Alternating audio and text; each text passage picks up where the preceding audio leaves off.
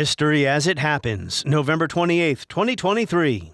The Cold War Liberals. Too many of those who prate about saving democracy are really only interested in saving things as they were. Democracy ought to concern itself also with things as they ought to be. The Great Society rests on abundance and liberty for all. It demands an end to poverty and racial injustice, to which we're totally committed in our time. The era of big government is over. Who were the Cold War liberals? Who are they today? And how did they betray liberalism, according to historian Samuel Moyn? The Cold War may be over, but Cold War liberalism and its kin, neoliberalism and neoconservatism, live on. So the argument goes, to the detriment of Americans and their democracy. That's next as we report history as it happens. A podcast from the Washington Times. I'm Martin DeCaro. The Cold War days are over. The Cold War is over. The Cold War is over. If you think, that liberals before the Cold War, before the middle of the 20th century, were kind of optimistic and claimed to be on the side of not just freedom from the state, but liberation of human potential, a better world through historical progress, then the Soviets become very scary because they're now claiming to do all of that better. In a fireside chat on November 4th, 1938, President Franklin Roosevelt talked about the importance of electing liberals in the upcoming midterm elections. Roosevelt was trying to bring about a political realignment in the United States by defeating conservative Democrats because they opposed the New Deal. He argued that democracy had to be a positive force in people's lives, not merely an abstract alternative to fascism or communism or what he called old-line Tory republicanism. This runs about 90 seconds. Listen closely. Our economic and social system cannot deny the paramount right of the millions who toil and the millions who wish to toil to have it function smoothly and efficiently. After all, any such system must provide efficiently for distributing national resources and serving the welfare and happiness of all who live under it. The modern, interdependent industrial and agricultural society that we live in is like a large factory. Each member of the organization has his own job to perform on the assembly line. But if the conveyor belt breaks or gets tangled up, no one in the factory, no matter how hard he tries, can do his own particular job. Each of us, farmer, businessman, or worker, suffers when anything goes wrong with the conveyor belt. If our democracy is to survive, it must give the average man a reasonable assurance that the belt will be kept moving. Dictators in other countries have recognized that problem. They keep the conveyor belt moving, but at a terrible price to the individual and to his civil liberty. Now, that does sound like one of President Biden's many speeches on the importance of democracy today. In the face of Russian or Chinese autocracy, the U.S. has to show, not just tell, that democracy can still meet the needs of its people. We are in the midst of a fundamental debate about the future and direction of our world. We're at an inflection point between those who argue that given all the challenges we face, from the fourth industrial revolution to the global pandemic, that autocracy is the best way forward, they argue. And those who understand that democracy is essential to meeting these challenges. Historians are going to examine and write about this moment as an inflection point, as I said. And I believe that every ounce of my being that democracy will and must prevail. We must demonstrate that democracy can still deliver for our people in this changed world. Democracy doesn't happen by accident. We have to defend it, fight for it, strengthen it, renew it. We have to prove that our model isn't a relic of history, It's the single best way to revitalize the promise of our future. And we should also remember the many times Biden has talked about protecting democracy in supposed nonpartisan terms from Trumpism. Part of his message is, if you vote for MAGA Republicans, our democracy is doomed. But he's also tried to advance a legislative agenda that gives the average citizen a reasonable assurance, as FDR said in 1938, that the conveyor belt of our economic and social system will keep moving. But in his intense focus on enemies abroad, President Biden still sounds like a Cold War liberal. In his book, Liberalism Against Itself, Cold War Intellectuals and the Making of Our Times, Yale historian Samuel Moyn argues the so-called Cold War liberals betrayed liberalism, betrayed the liberal promise epitomized by Roosevelt's call for economic rights to go along with political rights.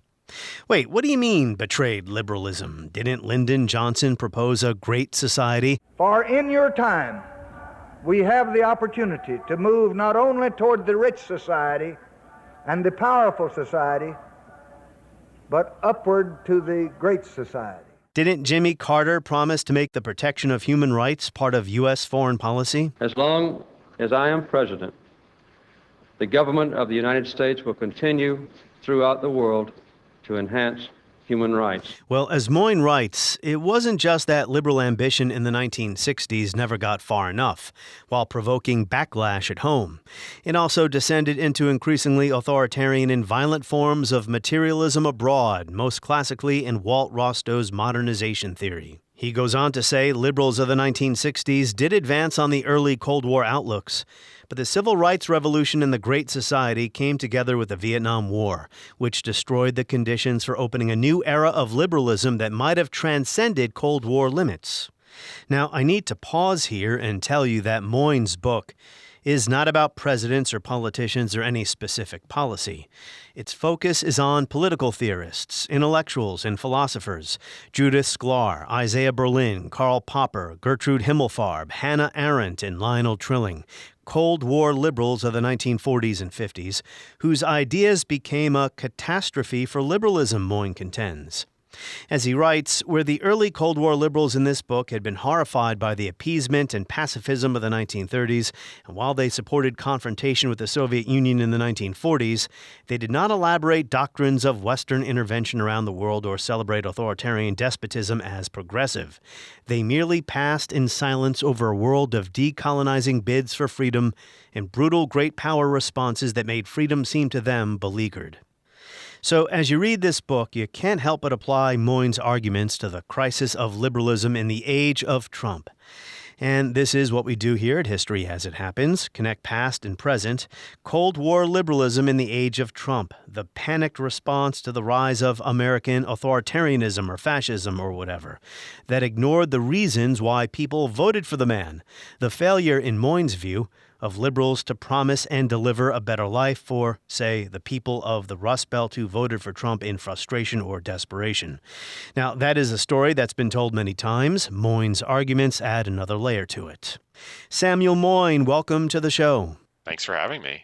So what do you make of the debate about your book? Were you expecting to provoke such an intense debate about the definitions of Cold War liberalism, etc.? Well, I wouldn't say I'm shocked, because I try to get under people's skin, and you never know exactly who's going to get upset. But I think the debate's proceeded on two levels. One is kind of experts who want to look into this or that figure I use as in a series of case studies, because that's all the book is. But then there are others who just are very invested in this broad tradition that we call Cold War liberalism. And sometimes without even addressing the book very much, they have tried to rescue it from the criticisms I make, which is totally fair, and it's been really interesting. Yeah, because in addition to the book, you've obviously written about your arguments in major newspapers, and there was a series of essays written in Dissent magazine going back and forth. You've had your defenders, you've had your critics. I think in any conversation like this, it helps to have some definitions right off the bat. I mean, I've done entire episodes about what fascism is over the past year. Exactly. Right? So what's a Cold War liberal? Well, the phrase Cold War liberal was coined by the student enemies of the people I have in mind in the 1960s. And it referred to the kind of new form of liberal that emerged around the time of World War II, some a little before, but becoming a big movement in the late 1940s, and so associated with the coming of the Cold War. And it's hard to define it because part of the debate is what is liberalism in general. But what I try to argue in the book is that there's a sense in the intellectuals who embrace a new form of liberalism in the 40s that they have to break with the past. They see the old form of liberalism as too naive because it was too optimistic. And in the face of the Soviet threat, they propose to strip liberalism down to what they say is its essence, which is freedom against the state. And my sense is that that had some big ramifications, especially over the long run. Because the Soviet Union was making claims to some of the same territory, right, about emancipation, etc. If you think, that liberals before the Cold War, before the middle of the 20th century, were kind of optimistic and claimed to be on the side of not just freedom from the state, but liberation of human potential, a better world through historical progress, then the Soviets become very scary because they're now claiming to do all of that better. And the question for liberals was how to respond to those appropriations that the Soviets were making of claims that liberals had invented about liberalism. And my suggestion is that the Cold War liberals kind of made a mistake because instead of denying the Soviet Union credit for those ideas, they sort of said, you have them. And they rescued liberalism from all the things liberals used to say, which is that liberalism liberates and liberalism is realized through historical progress, and let the Soviets say those things about communism instead. Yeah, because the Soviet Union was not a liberal project Not at all. if we define that as political pluralism, civil rights, Yes. human rights. Yeah, I guess some of this can be a little bit confusing. Liberals had never made that much of rights. That's kind of part of what's at stake in this book. John Locke had done so, but he lived more than a century before anyone ever called themselves a liberal. And actually, John Locke came to be seen as a liberal in response to the Soviet Union and in the middle of the 20th century. Meanwhile, the Soviet Union had constitutions. It had the longest list of rights in history in its Stalin Constitution from the 1930s. It embarrasses the American Bill of Rights. And then if you're interested in international human rights, the Soviet Union ratified human rights treaties, which the United States refused to do, and published them in Pravda, which set off kind of the human rights revolution around the world. So it's pretty complicated, but I totally agree with you that the Soviet Union had arguments for extinguishing the very freedom that Cold War liberals said was most important. And that vindicates the Cold War liberals. If you have to choose between them and the Soviets, there's no question who you pick. The question is, what if you have to pick between Cold War liberals and the earlier liberals that Cold War liberals left behind? And those earlier liberals would include FDR or the early progressives. The term progressive is used as a substitute for liberal today, but the early progressives who wanted to reform and remake society. And of course, that also led to some ugly stuff as well because they embraced eugenics. But not to digress about that, but that's the differentiation here. I would say in American history, remember, there are no self-styled liberals with the exception of a few people after the Civil War in Reconstruction until after World War I and the founding of the New Republic magazine. And those first American liberals are progressives, as you say, and they're kind of laying the groundwork for Franklin Roosevelt and the New Deal. But I want to include them, but look back to the very origins of liberalism, which really occur in Europe, especially continental Europe after the French Revolution.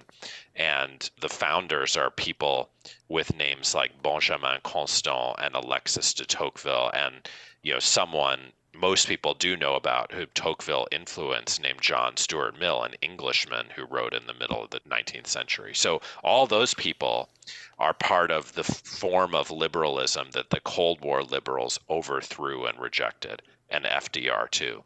So who are their intellectual forebears? Because if Cold War liberalism basically starts, well, with the Cold War, we can date that to 1945, 1947 with the Truman Doctrine. I mean, historians obviously debate, when the Cold War started. We don't need to get into that debate here.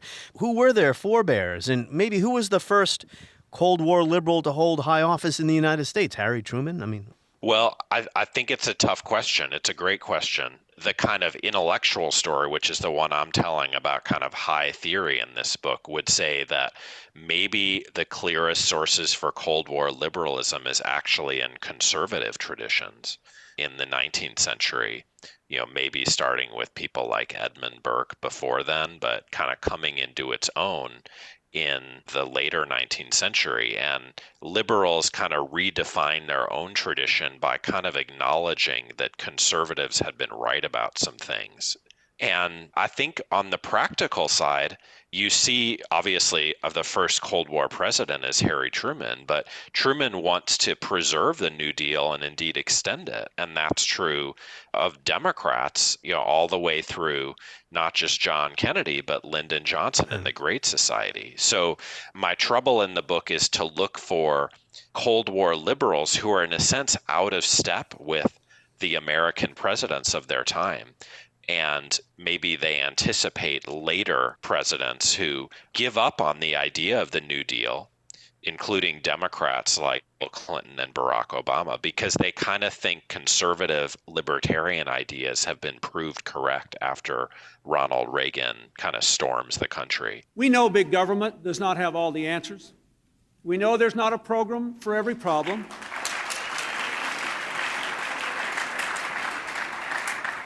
We know, and we have worked to give the American people a smaller, less bureaucratic government in Washington. And we have to give the American people one that lives within its means.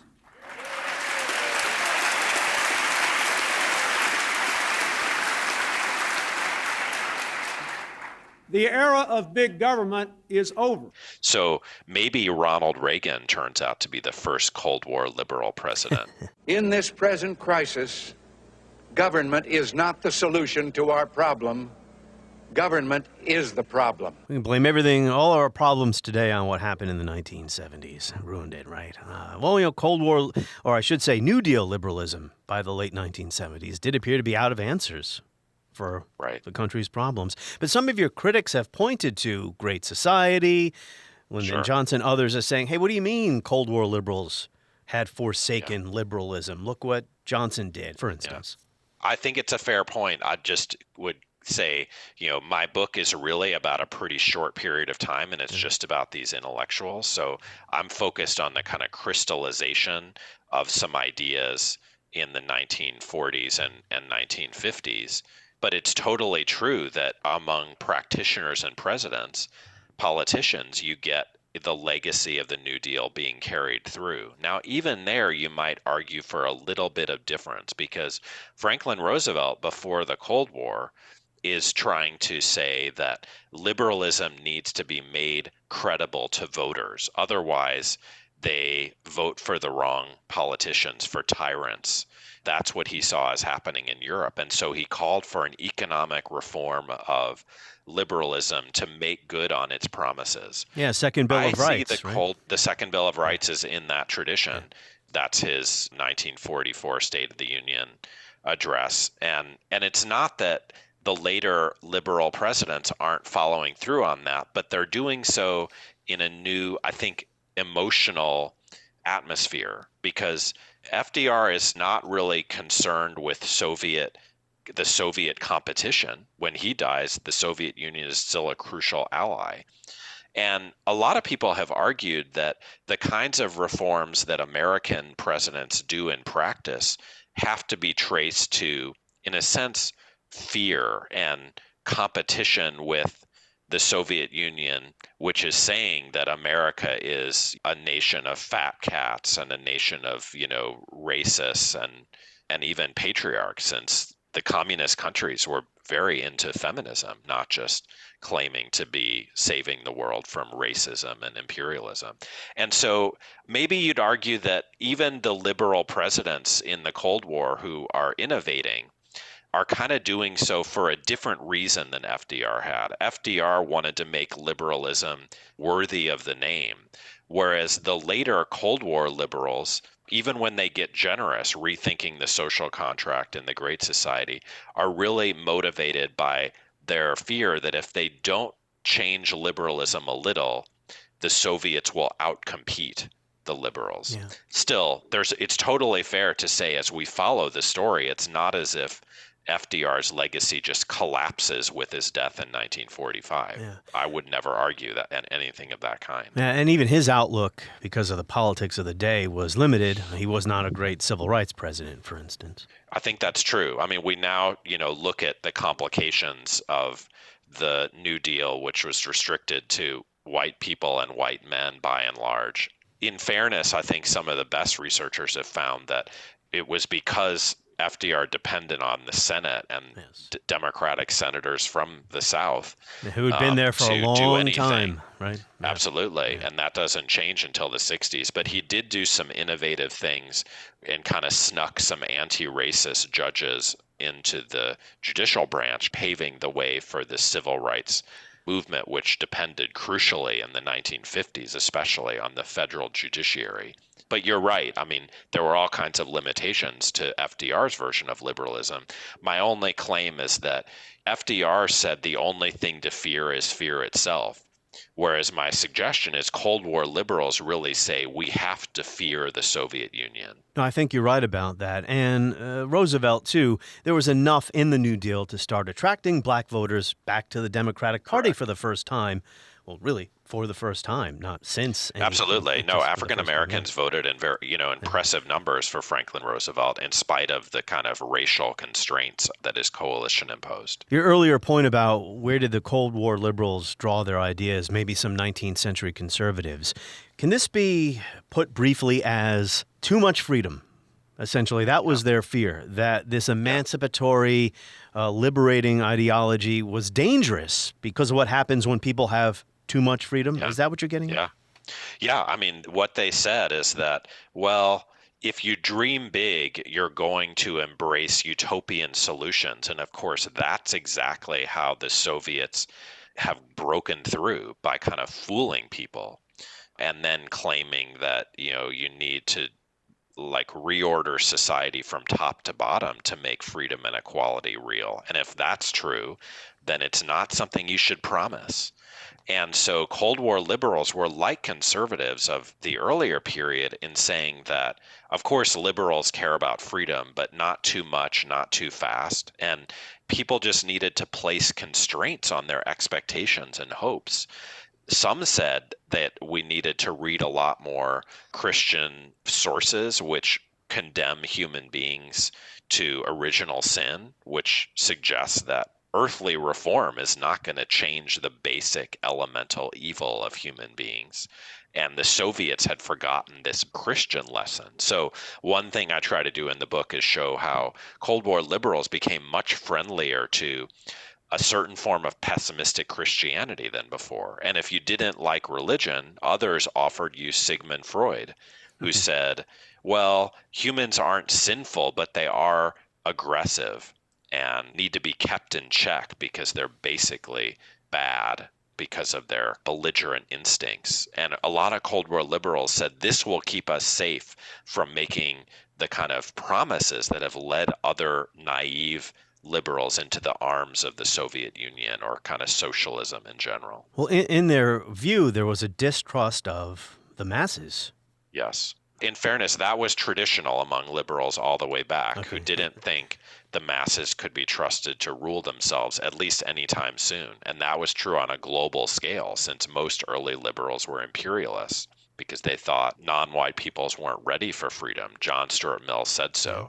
But I agree with you that once a liberal democracy appears as an idea, which is really only in the late 19th century, liberals kind of get friendlier towards democracy until the Cold War liberals end the romance and say, no, elites have to rule, the masses are dangerous, they're populous, they cause disorder and, fascism or tyranny. Stuff people say today. Yes, we're going to get around to what's going on today, apply these ideas to what's going on in Europe, Eastern Europe, Russia, Ukraine, and how liberals in this country have responded to that.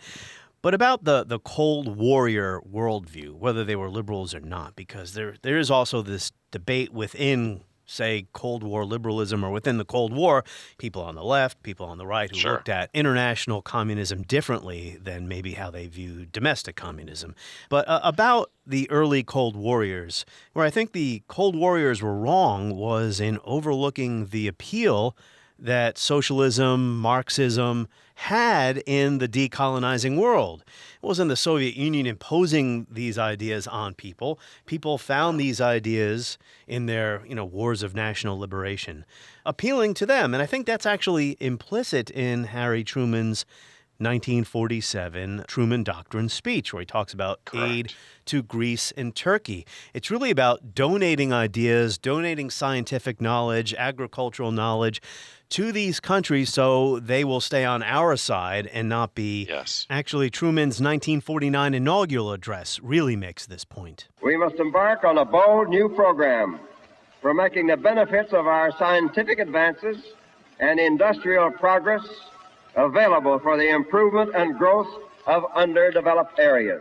You're right about the context of American developmentalist thinking, because Harry Truman, in introducing so-called Point 4, which is really the origin of our foreign aid regime even today, was very sensitive to the fate of competition with the Soviet Union in what we call the global South today. Some generosity, he argued, would make the American version of freedom more credible than the Soviet one. However, as you say, it wasn't going to be an easy sell. In the global South, if you're from there, you think of liberalism as a rationale for empire all the way back. And it's liberals, not the Soviet Union, who have broken their promises. Of course, by the late 40s, the Soviets have their own empire, but it's local. Places they've taken over and incorporated in the USSR, like Ukraine, or the kind of informal empire of the Eastern Bloc beyond it. But they're not doing the kinds of global empire that the English and French and Dutch and Portuguese had done for centuries at that point. And America too, in the Philippines and elsewhere. So liberals had a big public relations problem once decolonization started, because they either had to atone for liberalism's mistakes or explain how liberalism was going to do something different this time, especially when the Soviet Union was saying, we'll bring you freedom and equality without the price of imperialism. One way of dealing with that situation, as you suggest, was to provide aid, technical assistance, and so forth, which the Soviet Union began doing. It just wasn't as rich. But the competition in the Cold War was not always violent. It was often involving carrots rather than sticks, and Harry Truman was at the origin of that development for sure. The United States is preeminent among the nations in the development of industrial and scientific techniques. The material resources which we can afford to use for assistance of other peoples are limited, but our imponderable resources in technical knowledge are constantly growing and are inexhaustible. I believe that we should make available to peace-loving peoples the benefits of our store of technical knowledge in order to help them realize their aspirations for a better life. And in cooperation with other nations, we should foster capital investment in areas needing development. Even pre-1979 Afghanistan, the West and the Soviet Union were competing there along developmental lines, building dams, etc. Before the all Soviet over invasion. South Asia. I mean, even Vietnam, where America's war went so wrong, the leader of the Tennessee Valley Authority under Franklin Roosevelt was sent to the Mekong and told to create the same thing that he had in the Tennessee Valley with, electrical power and the transformation of the economy from a relatively more rural to a more industrialized and urban one. And it was meant to be something that Americans could bring everywhere. I think we think rightly of the Cold War as, let's say, corrupted by American militarism, which it was because Americans were intervening all over the place and not just doing proxy wars that the Soviets were. The Soviet Union was not intervening everywhere militarily, at least in direct terms, just in Afghanistan one time in its whole history, unless you count its local empire, where it did have to send the tanks into Czechoslovakia and Hungary to keep order. But as a global matter, you're totally right that it's this economic side of it that is often more interesting, but usually forgotten. Yeah, and the response to 9/11 as well was totally militaristic, almost entirely militaristic. Sure. But, people can go back. Actually, there are more interventions after 1989 by our country than before. Well, that's when the Cold War liberals stepped on the gas pedal and said, well, the Soviet Union is out of the way. Instead of pulling back a bit, now it's time to assert our hegemony. There's a recent book called The Triumph of Broken Promises by Fritz Bartel. And he argues, I think, very brilliantly that the early Cold War in practice was about making promises, promising a higher standard of living, not just at home, but everywhere. And when Richard Nixon and Nikita Khrushchev meet for the kitchen debate in the 1950s, it's about everyone getting all the appliances that consumers deserve on both sides and globally. What changes is that as the Cold War evolves, as you say, the 1970s change everything. Both of these empires begin to say, well, we can't offer promises anymore. There's just not enough money. The growth that made that credible is now constrained, and we need to think more in terms of austerity. And therefore, promises aren't made as readily anymore on a global stage the way Truman did, or they're broken, hence Fritz Bartel's title. Many people date that problem, the origin of that problem in the U.S. to the Great Society and Vietnam. I mean, I don't know if you share that view. I don't know if it's possible to pinpoint one moment, but... Well, I think it's true that Johnson's attempt to finally realize the promise of New Deal liberalism proved hostage to his foreign policy, which meant he couldn't run for president again. Maybe you argue that it's really the kind of economic situation of the 1970s with the oil shock and the end of Bretton Woods coming at the beginning, and inflation famously as a result, that leads to lower growth and means that liberal states like the United States can't afford the same kind of generosity they had before. How we get from 1968 to the oil shock is a tough problem, but I agree that it's in that interval.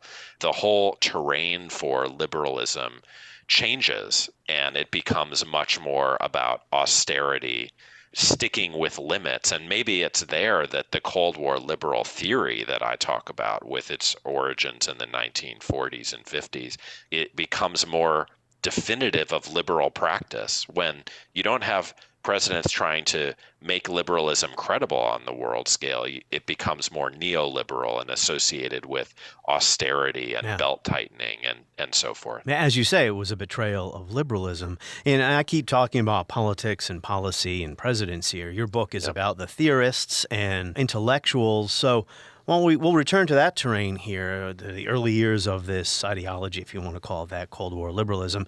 Yeah. Your book exposed me. This is not my area of expertise. So this is the first time I saw this connection that you make, that Cold War liberalism was a rejection of the Enlightenment. The Enlightenment is one of the well springs of our modern society. At least that's what we like to think, or how I think. The embrace of reason and science, rejection of dogmatism, the promotion of individual rights, although maybe that's not really in there, the fulfillment of human potential. The Cold War liberals said the Enlightenment's actually quite dangerous. They're blaming Rousseau for totalitarianism. Absolutely.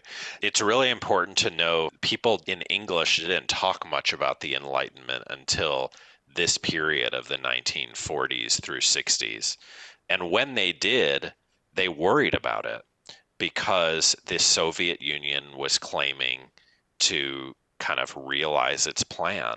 A lot of liberals began to say things like very curious. They said the Enlightenment stands for having a kind of scientific view of how to run society, of how to bring about freedom in history, which has scientific laws. And liberals responded by saying, maybe there's something wrong with the Enlightenment. One of my main characters, Isaiah Berlin, an Oxford philosopher, really did say things along these lines. And it was for that reason that he embraced a theory of liberalism that was really about private freedom against state intrusion. Because as he saw it, it was really, in the name of the Enlightenment that the Soviet Union was proclaiming a very intrusive form of state power. And to set liberalism against that totalitarianism, liberals might have to relinquish their historic claims on the Enlightenment. And this, I think, is surprising.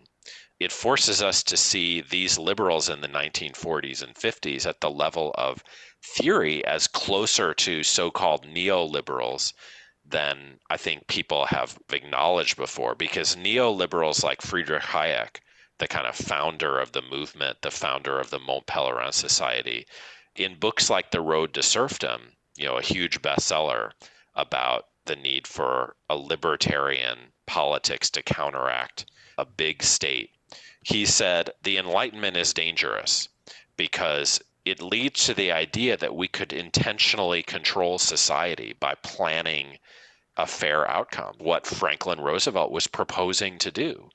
And so it turns out that Cold War liberals kind of drank that Kool-Aid about the risks of the Enlightenment, the risks of the state, long before, as we said, Lyndon Johnson decides not to run for president and changes the trajectory of liberal politics later.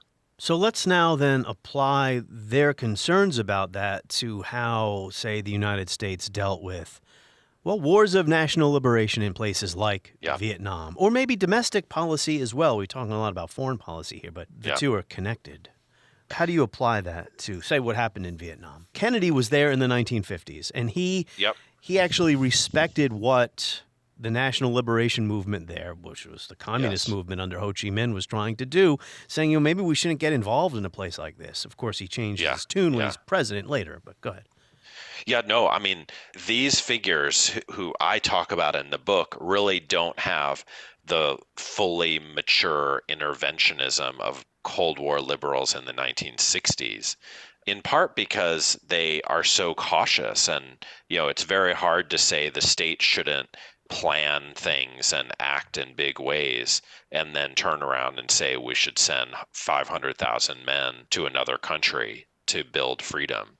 And so there was a learning process, and I think it was in part because of Cold War competition.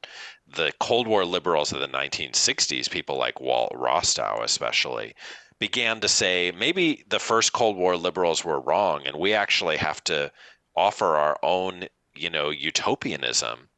And they did that by dreaming big in developmentalist terms, by sending David Lilienthal, the TVA leader, to the Mekong Delta. But they also thought that they could back despots.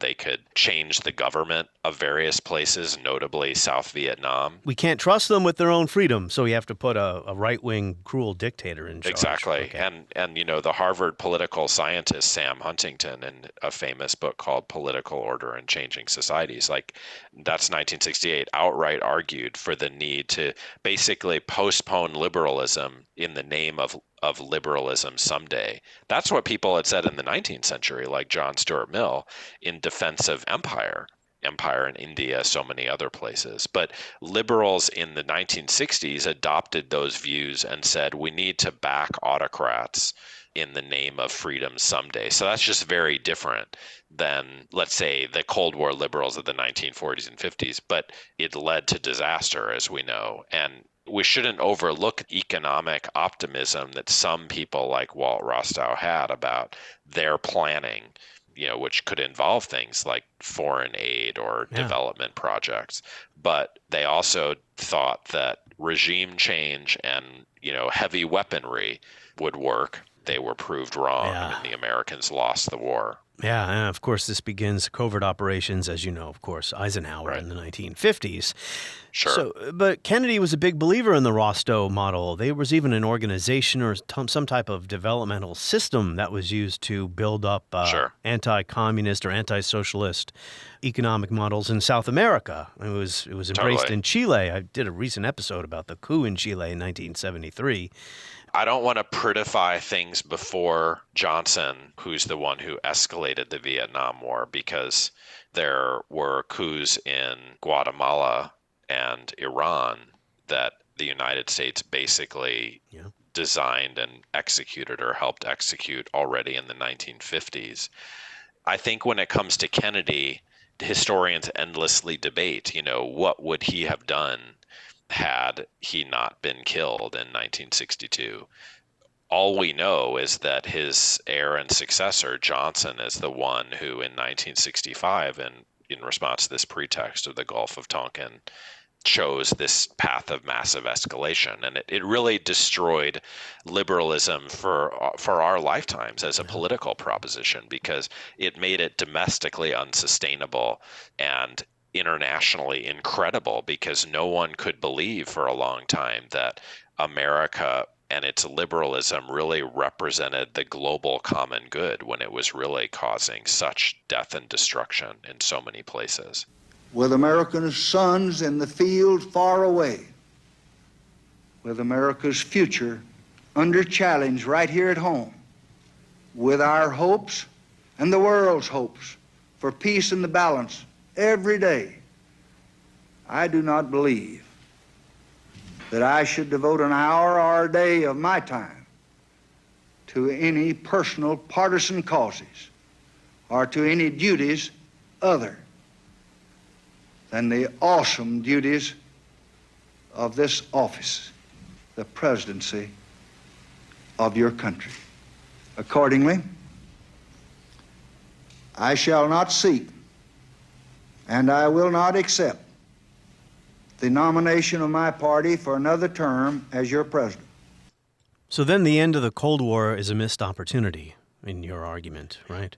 I think so. I think there could and should have been a reset. And in fairness, it was actually some people on left and right who argued as much. There was supposed to be a peace dividend.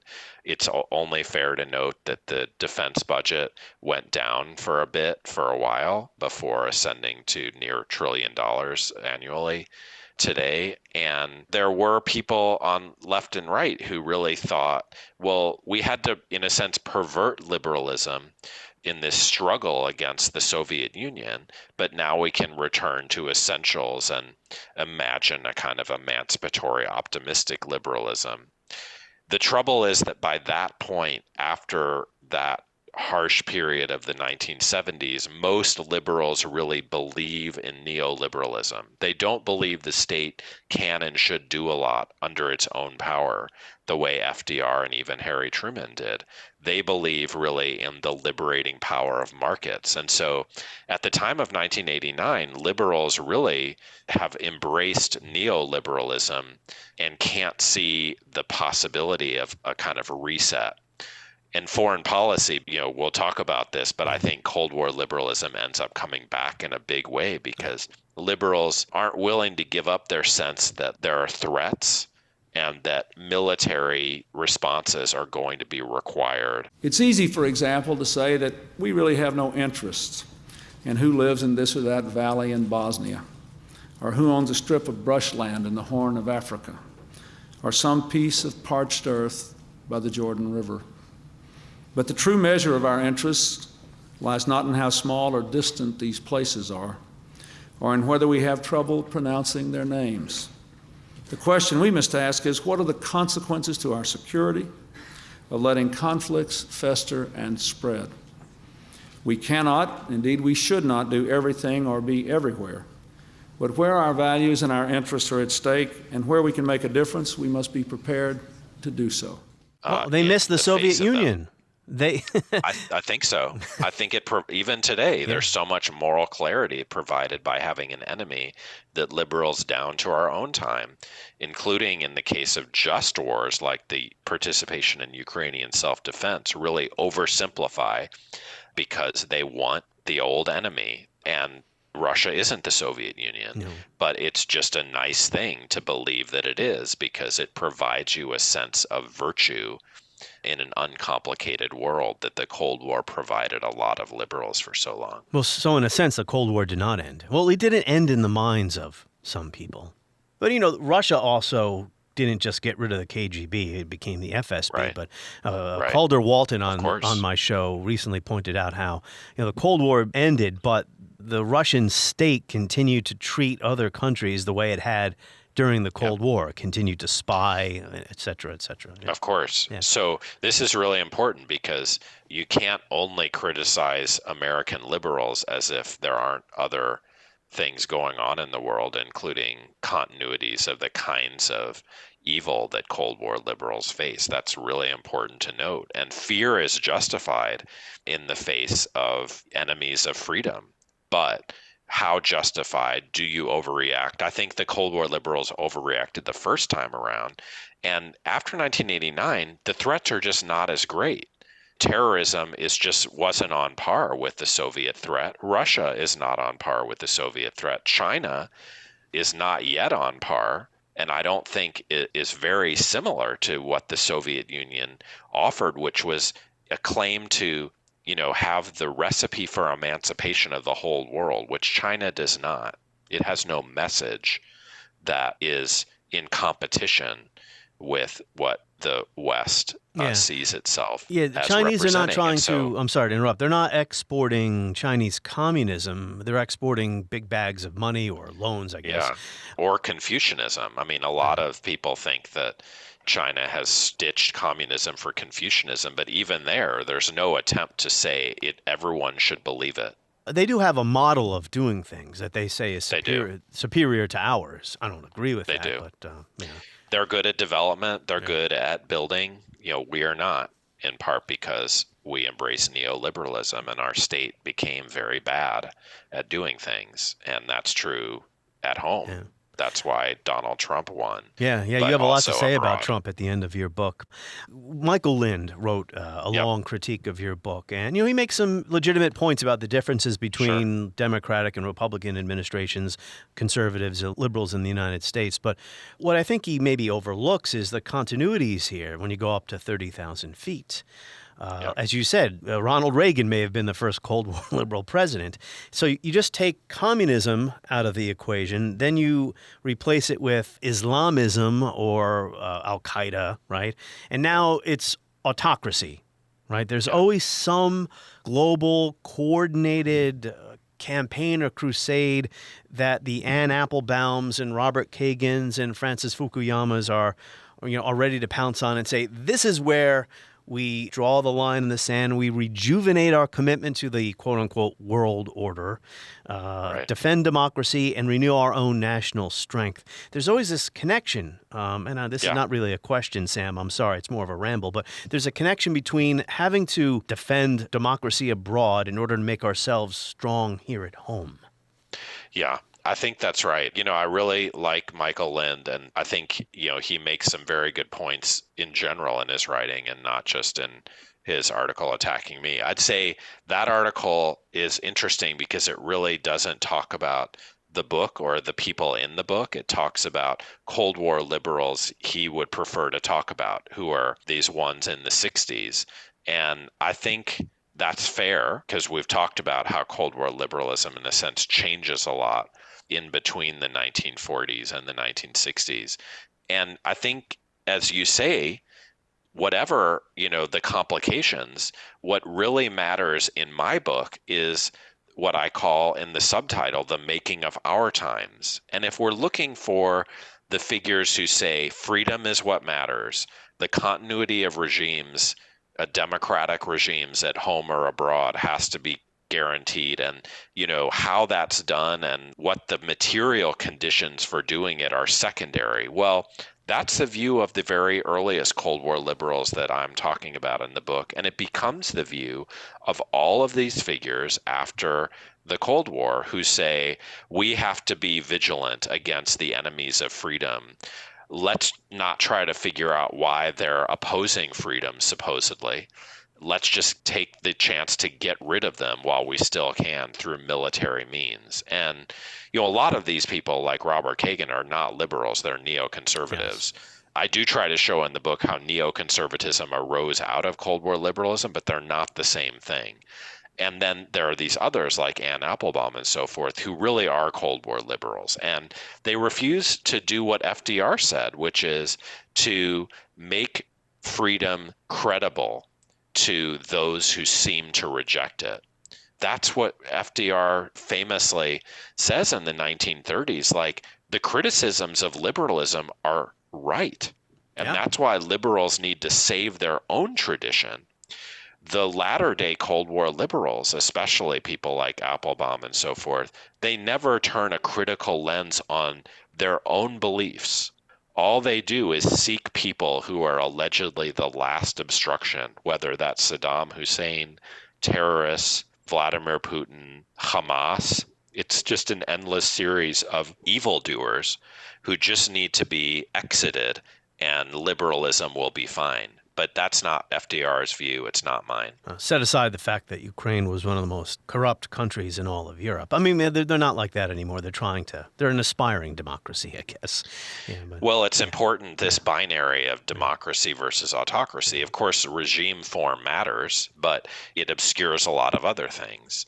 Like, well, what do you mean by democracy? Invading Iraq in 2003, is that how you uphold the world order and promote democracy? Outrageous. I mean, and this is the problem here with the modern day Cold War liberals, even though Cold War's been over for over 30 years. It's the mindset we're talking about here.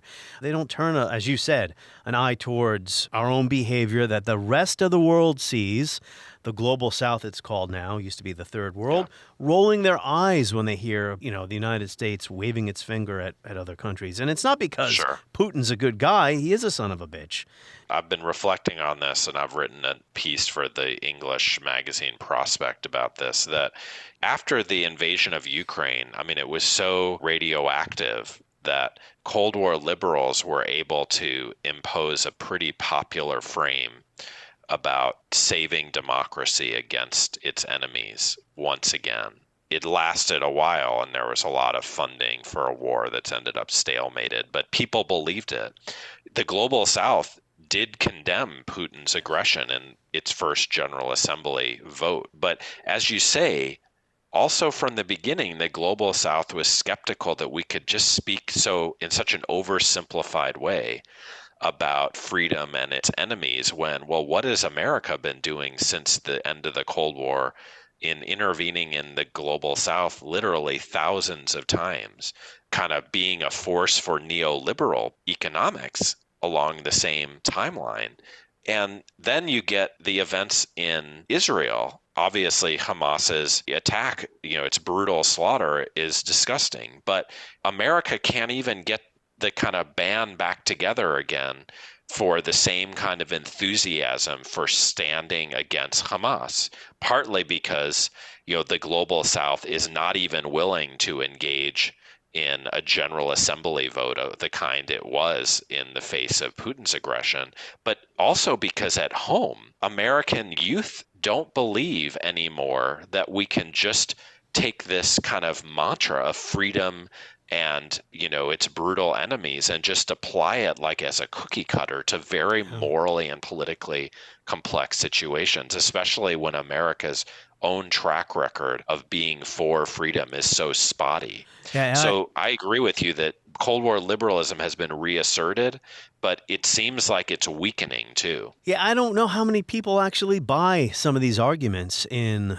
our country. I was going to say middle America, but that's a cliche. Anywhere in our country, people dealing with inflation, deindustrialization, etc., and that's become a cliche as well to talk about these things since Trump won. But it's hard to convince somebody that the fate of Ukraine And there are principles at stake there. We know that there are. National sovereignty, international boundaries, etc. What Russia's doing is a monstrous crime.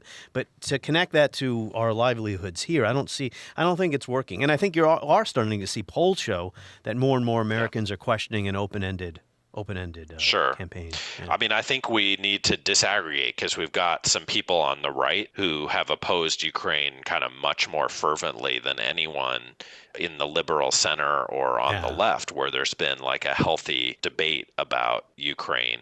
But the Democratic Party, for sure, bought in very heavily to the Ukraine war, including the so-called Squad.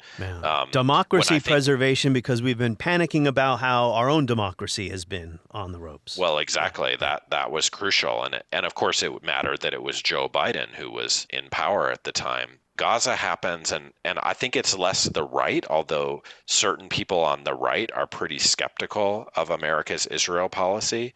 And Mike Johnson is doing some pretty interesting things on the funding side. But it's youth really across the political spectrum who just don't buy the idea that there's this simple enemy of freedom in the Middle East, and American money and weaponry should go towards extinguishing it the way that they did only a year ago, in the face of Putin's invasion. So over a very brief timeline, Cold War liberalism moves from being more credible than it probably had been any time since the end of the Cold War to being incredible in kind of large swaths of the population. Couple more questions before we wrap up here, Samuel Moyn. You do agree, though, that our democracy, despite the panic that has set in, does have serious problems right now.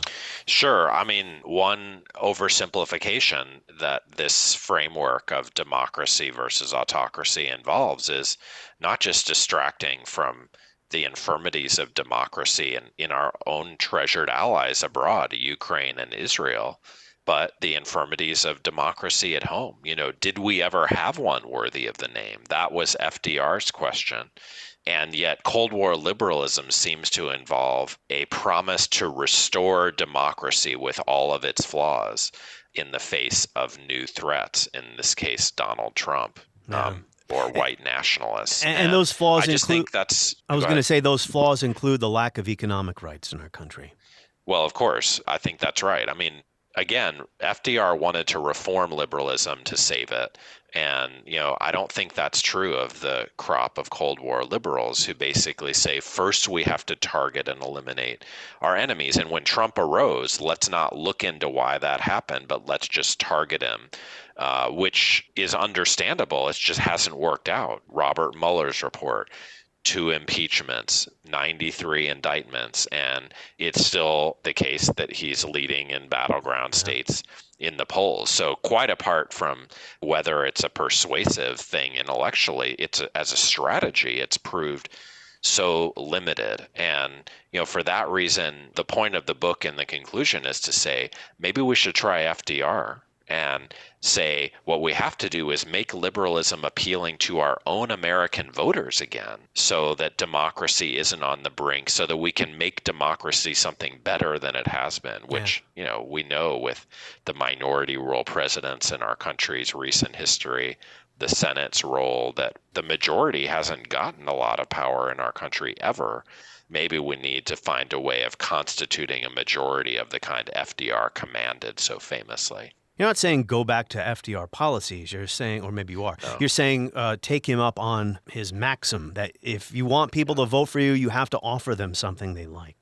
Exactly. I mean, I think some of his policies are good and deserve to be extended. And even, Harry Truman is the first one who imagined universal health care, and, a series of Democratic presidents tried and failed to enact it. And I think we're so far behind. There's also the issue of unionization, right? And a lot of those, because of what you might call neoliberal policies, NAFTA, whatever, all those industries are gone. They're not here. So. No, exactly. It's not just about the party. It's about the whole kind of progressive left and how it can find a new social basis to replace the old proletariat in the Middle West, if you will, who are voting for Trump out of exasperation at the kind of hand they've been dealt. But I just want to say, I don't think we can just go back, in part because FDR's politics did require too racist a set of outcomes. The political economy on the global scale has changed, but the spirit of the older liberalism that the Cold War overthrew seems really essential, because it's about saying liberalism needs to make some promises to people again and say freedom and equality are not going to just materialize. The state has to get involved. There has to be a vision of the future. And I don't see Joe Biden offering that. He's won by saying, if you don't vote for me, tyranny prevails, fascism prevails. And he did some big bills, but it seems like if he's going to face Trump again, we're going to have a repetition of the same campaign. Maybe it will turn out differently because of Biden's age, or just because people are looking past the kind of hollow rhetoric of democracy versus autocracy. Yeah, and I don't know if I'm looking at the problem from the wrong end of the telescope, but also the congressional majorities that are necessary to get that type of program through have been so rare in American history. David M. Kennedy has made this point on my podcast. There's been just 3 or 4 times where our system went from what you might call a presidential system to a parliamentary system, where the party in power, the president's party, had such a large majority in Congress. You know, FDR, how did he get his program through? Well, he had 75 senators, and Biden has 50 or 51 or whatever. Well, that's right. A lot of us argue, I think, that something called realignment is required. I mean, we're currently dealing with a gridlocked partisan system where the parties bicker and the American people basically don't ever award one a lot of power. And that's because the existing majority is kind of caught between 2 inadequate parties, neither one moving to construct a big majority. We can get into why that happens. I mean, a lot of people have talked about it, but I don't think it's right to say that it can't happen, that a majority, especially a working class majority party, ever forms. FDR had one for whites.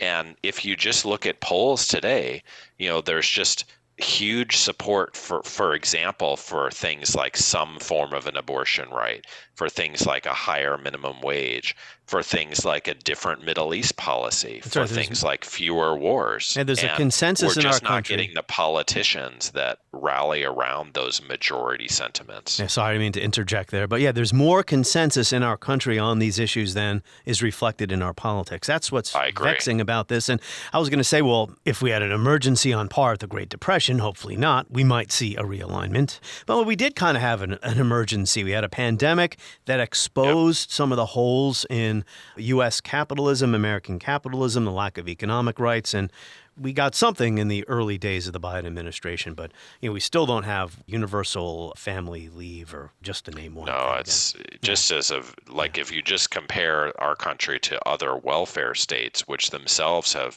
stripped back their promises in an age of austerity, America's always been really far behind. And it's not like we need to be the pioneers. We just need to catch up in some ways. But in other ways, I think liberals need to just embrace a sense of challenge and optimism rather than just like beating back threats over and over. But we cannot carelessly assume that a nation is strong and great merely because it has a democratic form of government. We have learned that a democracy weakened by internal dissension, by mutual suspicion born of social injustice, is no match for autocracies which are ruthless enough to repress internal dissension.